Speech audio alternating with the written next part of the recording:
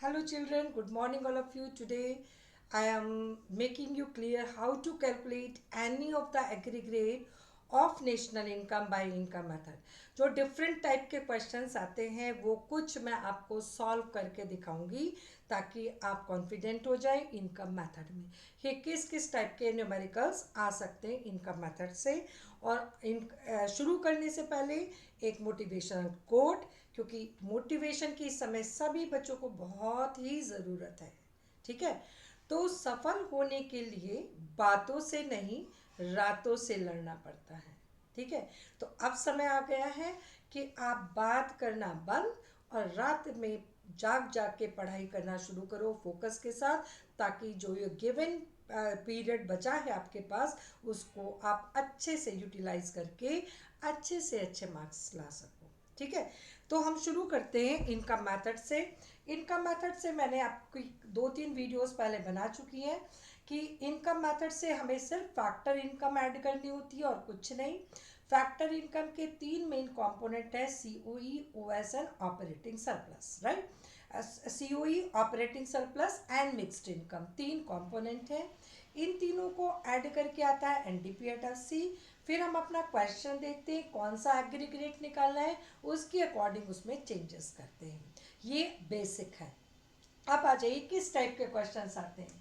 जैसे सपोज यहाँ पे मैं आइटम्स लिख रही हूँ और यहाँ पे रुपीज इन करोड़। ठीक है, अमाउंट। पहले तो सीओई नहीं दिया है, सिर्फ आपको क्या दिया, ऑपरेटिंग सरप्लस,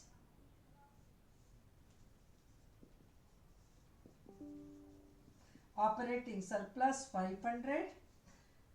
सेकेंड आपको दिया है डेप्रिसिएशन 50। थर्ड आपको दिया है सब्सिडीज 10। इसके बाद आपको दिया है वेजेस एंड सैलरी। आपको सॉल्व करके दिखाऊंगी बच्चों। सैलरी ये अगर इन कैश लिखा है तो इन काइंड भी दिया होगा। वेजेस इन सैलरी ये आपकी है 700। राइट, फिफ्थ आपको दिया है मिक्स्ड इनकम और सेल्फ एम्प्लॉयड, ये आपका 100 है। और उसके बाद दिया है डेप्रिसिएशन, ये आपका 50 है।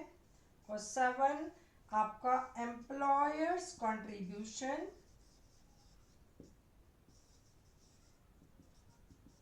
ब्यूशन टू सोशल सिक्योरिटी स्कीम्स, ये कितना दिया है, 20 दिया है। और आपको निकालना क्या है बच्चों, यहाँ पे N D P at M P, ये क्वेश्चन है आपके सामने। अब आप देखो इसमें सबसे पहले हम सीक्वेंस वाइज ऐड करो, ऐसे नहीं ऑपरेटिंग सरप्लस सामने दिखा तो ऑपरेटिंग सरप्लस उठा लिया, फिर आपको कंफ्यूजन होगा, मिस्टेक होने के चांसेस होंगे। सीक्वेंस मेंटेन करो। सीओई, सीओई पूरा हम लास्ट तक देखेंगे, अगर नहीं दिया है तो उसके कंपोनेंट देखेंगे। कंपोनेंट वेजेस एंड सैलरी है, अगर इधर कैश लिखा है तो काइंड भी ऐड करेंगे। और एम्प्लॉयर्स कंट्रीब्यूशन यहाँ पे बहुत ही आपको ध्यान रखना है, या एम्प्लॉयज कंट्रीब्यूशन ऐड नहीं करते हैं क्योंकि it is a part of wages and salary. Right, हम क्या ऐड करते हैं, एम्प्लॉयर्स कंट्रीब्यूशन। इसको एम्प्लॉयर्स वर्ड को अच्छे से ध्यान में रखना है। राइट, तो हमने यहाँ पे मैं सॉल्व कर रही हूँ। सीओई लिया, पहले लिया वेजेस एंड सैलरी, ठीक है, प्लस एम्प्लॉयर्स कंट्रीब्यूशन, ये दोनों मिलके हो गया सीओई। फिर हमने उठाया ऑपरेटिंग सरप्लस, फिर हमने उठाया मिक्स्ड इनकम। ठीक है, इन तीनों को ऐड करके बेटा आया आपका क्या, इस इन तीनों को ऐड करके आएगा एनडीपीएट-एफसी। राइट, क्योंकि इसमें अभी डेप्रिसिएशन एडेड नहीं है, इसमें एनएफआईए नहीं है और इसमें एनआईटी भी नहीं है। तो हमने इसकी वैल्यूज उठाई, फिर इसके बाद फॉर्मूला लेके is equal to wages and salary 700 है, एम्प्लॉयर्स कंट्रीब्यूशन कितना है 20 है, ये सीओई हो गया, ऑपरेटिंग सरप्लस 500 है बेटे, और मिक्स्ड इनकम हमारी कितनी है 100 है। Right, COE, OS and mixed income हमने इतना ही किया। राइट, ये हुआ 0 to 12 and 13, ये क्या है अपना NDP at FC, ठीक है, NDP at FC आ गया। अब हमें इस क्वेश्चन पे फोकस करना है, ठीक है। हमारा क्वेश्चन क्या है, यहाँ पे भी नेट है बेटा और यहाँ पे भी नेट है, तो मैं डेप्रिसिएशन की बात ही नहीं करनी है, राइट। यहाँ पे भी डोमेस्टिक है और यहाँ पे भी डोमेस्टिक है, तो मैं डेप्रिसिएशन की बात ही नहीं करनी है। बस हमें क्या करना है, FC को MP में कन्वर्ट करना है। अब FC को MP में कन्वर्ट करना है। आप यहाँ देखिए IT मैंने दिया ही नहीं है, और बच्चे कंफ्यूज हो जाते हैं क्योंकि उन्होंने रटा होता है कि FC plus NIT is equal to here MP।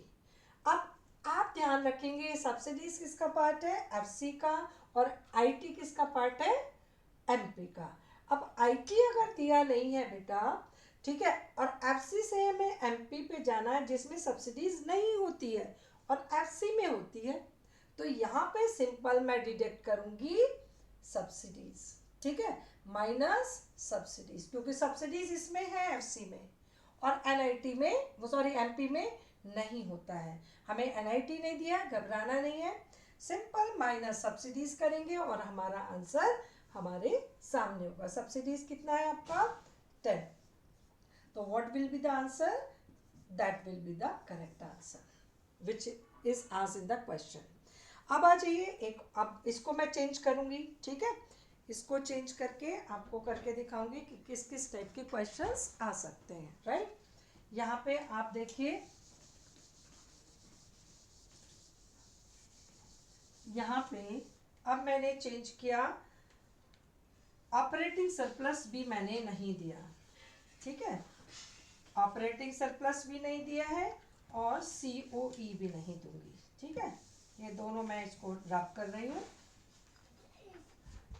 COE नहीं दिया, ऑपरेटिंग सरप्लस भी नहीं दिया है, तो मैंने करूंगी रेंट, ठीक है, interest and royalty and profit. Profit मैंने यह कर दिया आफ्टर टैक्स, यानी कि आफ्टर कॉर्पोरेट टैक्स, राइट। अब यहाँ पे हमने कर दिया कॉर्पोरेट टैक्स, एक इसमें corporate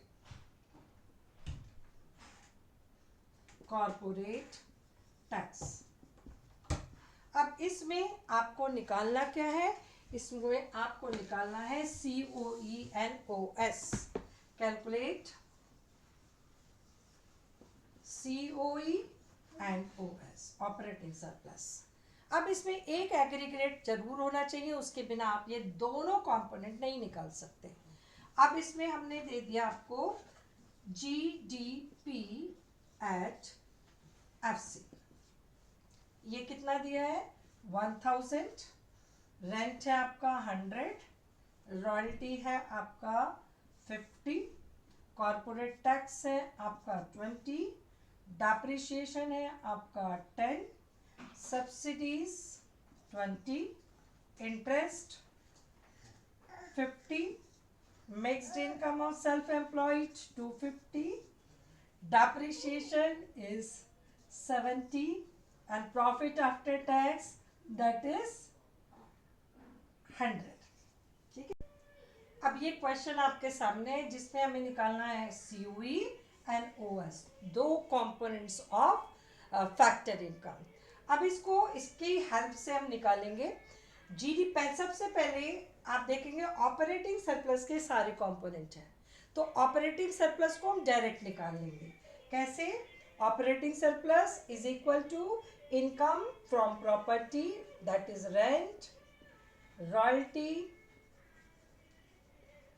and interest, interest is given plus interest, ये है इनकम फ्रॉम प्रॉपर्टी। उसके बाद income from entrepreneurship, that is profit. Profit को ध्यान में रखो बच्चों, ये दिया आफ्टर टैक्स, यानी कि इसमें आपका क्या नहीं है, कॉर्पोरेट टैक्स नहीं है, राइट। तो ये क्या लिखा है मैंने, प्रॉफिट आफ्टर टैक्स। ये कितना है, प्रॉफिट आफ्टर टैक्स। तो हमें इसका मतलब क्या है, टैक्स भी ऐड करना है। दिस इज कॉर्पोरेट टैक्स 20, ये भी है क्योंकि आफ्टर टैक्स है, तो हम इसमें कॉरपोरेट टैक्स ऐड करेंगे। तो ये पूरा मिला के बन गया प्रॉफिट और ये सब मिला के बन गया ओएस। तो हमारा पहले क्वेश्चन का एक पार्ट सॉल्व हो जाएगा। रेंट कितना है आपका 100, ठीक है, प्लस रॉयल्टी है आपका 50, प्लस इंटरेस्ट है आपका 50, प्लस प्रॉफिट आफ्टर टैक्स है आपका 100 और कॉर्पोरेट टैक्स है आपका 20, ठीक है। 100 rent, royalty 50, interest 50 and profit after tax 100 and 20 is corporate tax. तो ये जोड़ के हमारा आया कितना 200, 300, 320।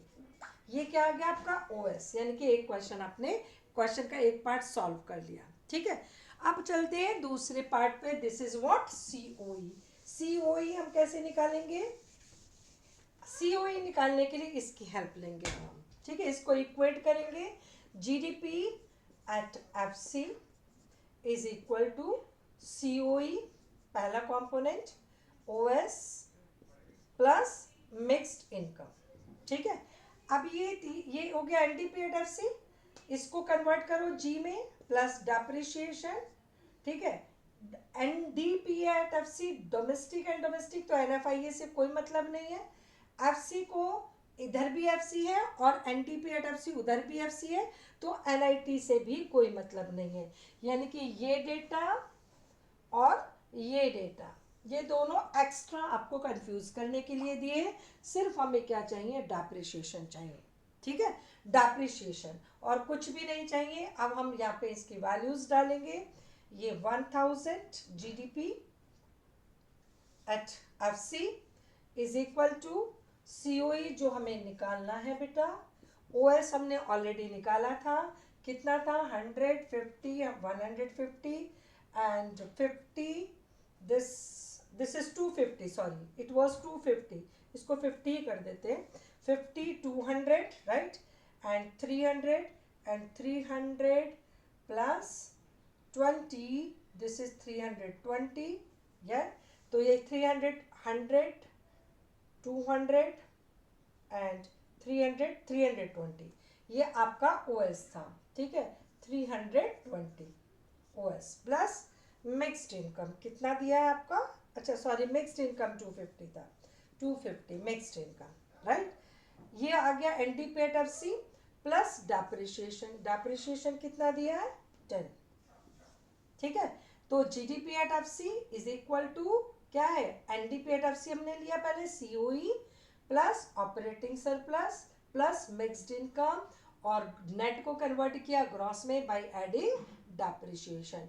इधर भी डोमेस्टिक है, उधर भी डोमेस्टिक है, इधर भी एफसी है, उधर भी एफसी है, तो हमने इसको इक्वेट कर लिया बच्चों, ठीक है। इक्वेट करके जीडीपी एट एफसी आपका 1000। अब ये देखो 1 is equal to 1000 is equal to COE, ये आ गया 320 COE plus 320 and 570, 580, 3 plus 2 5 and 20 plus 50 70 and 80, 580, ठीक है। ये हमारा बना 1000 is equal to COE plus 580। अब हम इज इक्वल टू 1000, इसको इधर ले आएंगे -1, 580 इज इक्वल टू सीओई, ठीक है। अब ये 1000 में से आपका 580 हमने माइनस किया तो कितना आया? 0, 2 और यहाँ बचा 9, 9 मतलब 4, 420 is the value of COE. तो इस टाइप के भी क्वेश्चन आते हैं जिसमें कि दोनों मिसिंग हो सकते हैं। अब यहाँ पे सीओई दिया हो सकता है wages and salary in kind, wages and salary in cash, employers contribution, employees contribution, तो एम्प्लॉयज को छोड़ देंगे बच्चों, सिर्फ किसको लेंगे? Employers contribution. Wages and salary in cash plus wages and salary in kind plus employers contribution toward social security scheme, that is what COE. COE को निकाल लिया ऐसे ऐड करके और फिर मिसिंग वैल्यू से ऑपरेटिंग सरप्लस निकाल लिया, तो हमारा ये क्या आ गया? इस तरह से करके हमारा ऑपरेटिंग सरप्लस भी आ सकता है। तो इस टाइप के क्वेश्चंस मिसलेनियस आपके आते हैं, जो बोर्ड्स में जो दिखने में आपको लगेगा अरे क्या करना है कैसे करना है, लेकिन बहुत ही इजी होते हैं, राइट। ये देखो एक और क्वेश्चन मैं आपको करके दिखाती हूँ, जिसमें आपको करना है calculate mixed income of self employed. ठीक है, इसमें क्या दिया हुआ है, items and rupees in crores. ठीक है, आइटम्स में आपका दिया है rent, interest, profit and GDP at MP. Next आपको दिया है ये ऑपरेटिंग सरप्लस हो गया, फिर सीओई, नेक्स्ट दिया है आपको एनआईटी। अब इसमें डेप्रिसिएशन डायरेक्ट नहीं दे सकते, राइट, इसमें एनआईटी, इसमें आपको दिया है gross domestic capital formation and net domestic capital formation, net domestic capital formation. ठीक है, अब आ जाइए, यहाँ पे रेंट आपका 100 है, इंटरेस्ट 200 है, प्रॉफिट सपोज 300 है, जीडीपी दैट इज 2500 है, सीओई आपका 400, एनआईटी आपका 50, gross domestic capital formation this is 100 and it is 80। ये क्वेश्चन है, ठीक है। और निकालना क्या आपको, मिक्स्ड इनकम और सेल्फ एम्प्लॉयड, राइट।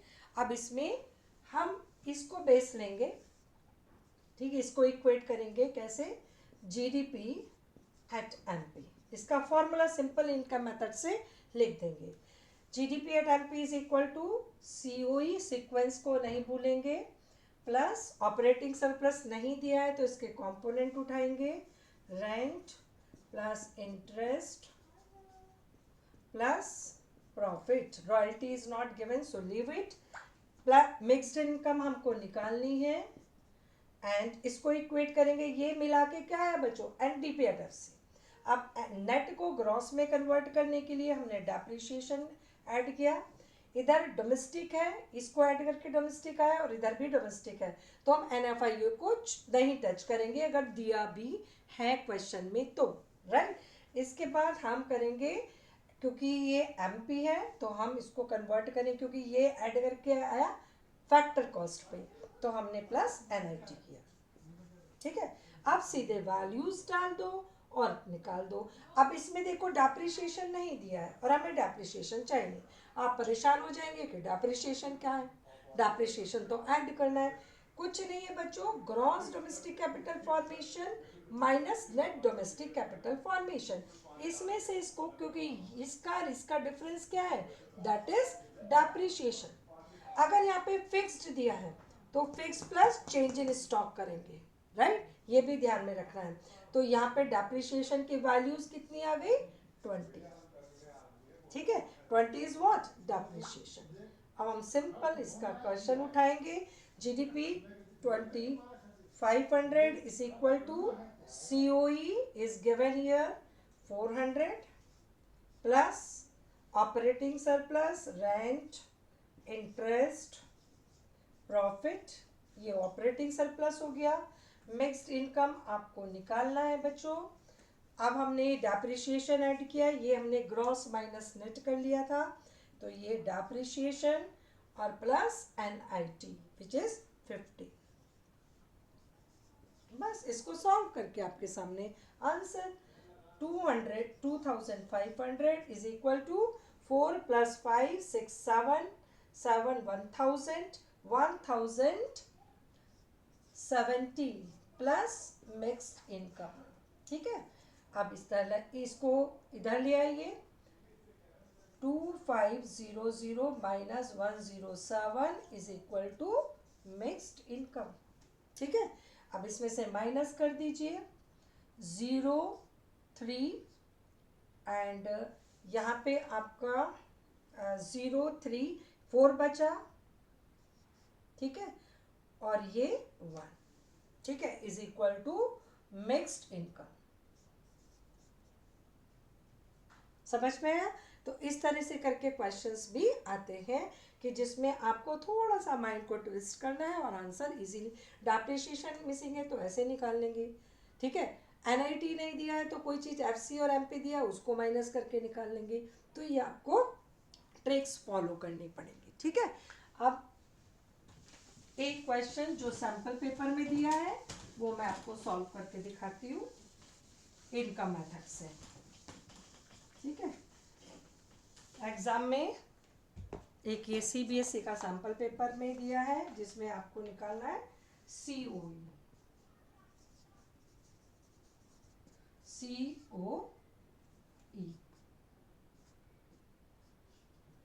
ये निकालना है आपको। और क्वेश्चंस दिए हैं, क्वेश्चन है items and amount rupees in crores. पहला है ओल्ड एज पेंशन को बिल्कुल नहीं टच करेंगे क्योंकि ये क्या है, ट्रांसफर इनकम है। ओल्ड एज पेंशन ये सिर्फ एक्स्ट्रा इंफॉर्मेशन दिया रहता है 2000। सेकंड दिया है वेजेस एंड सैलरी,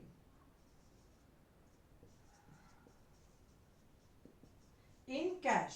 अब यहाँ पे अलर्ट रहना है कि कैश दिया है तो काइंड को भी ऐड करना है। ये दिया है 60,000, राइट। थर्ड दिया है आपका this is rent free accommodation,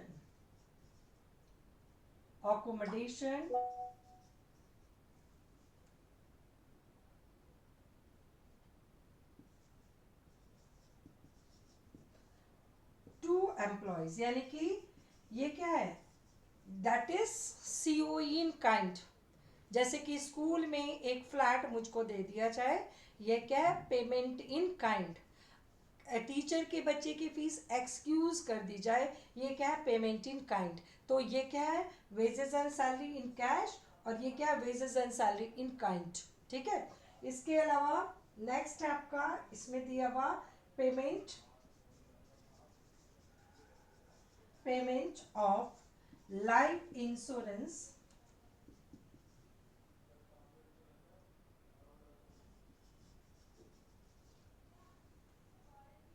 premium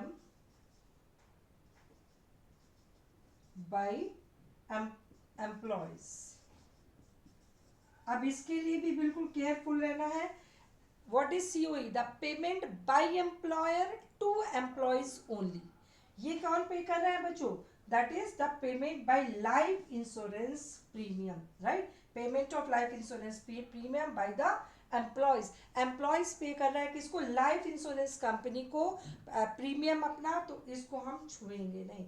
this is the payment bye employees, ठीक है। अगर आता है द पेमेंट बाय अगर मैं यहाँ चेंज कर दूं by life insurance company to the employees, उसको भी टच नहीं करेंगे क्योंकि वो क्या है, the payment by life insurance company to employees.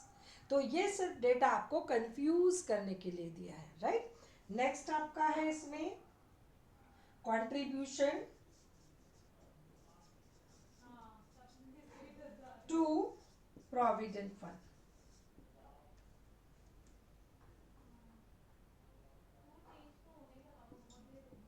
Provident fund by employees, ये क्या, ये आपका क्या है बच्चों, बाय एम्प्लॉयज। अब ये देखो यहाँ पे भी बिल्कुल केयरफुल रखना है, कंट्रीब्यूशन बाय एम्प्लॉयज, इसको टच नहीं करेंगे। किसको लेंगे, the contribution by employers only. तो यहाँ पे ना तो ये आप लेंगे क्योंकि ये ट्रांसफर पेमेंट है, ये लेंगे क्योंकि वेजेस एंड सैलरी है इन कैश। सीओई क्या होता है, COE, the income earned through work, right? Payment by employer to employee in return of the work done by the employees, right. तो ये आपका आएगा, ये आएगा payment in cash, payment in kind, ये नहीं आएगा, ये आएगा। और ये इसलिए नहीं आएगा क्योंकि यहाँ पे एम्प्लॉयज है, ये भी नहीं आएगा। तो सिर्फ इसमें आपको क्या ऐड करना है, COE is equal to wages and salary in cash, और दूसरा ऐड करना है rent free accommodation, rent free accommodation.